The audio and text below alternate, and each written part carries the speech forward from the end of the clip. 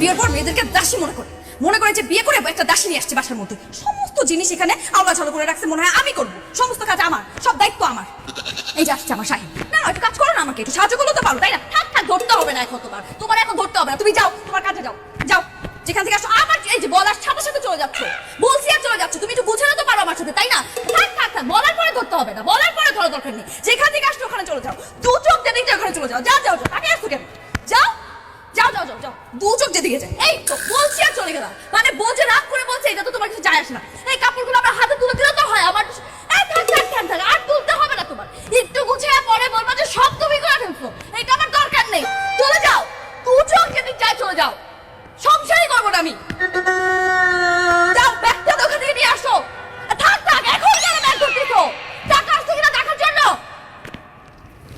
যাও, আসবাই না বাসে তুমি আর, যাও। এই যে চলে যাচ্ছে, আসো, এদিকে আসো, এদিকে আসো, এদিকে আসো, এদিকে আসো, এগুলোকে আমি রাখবো?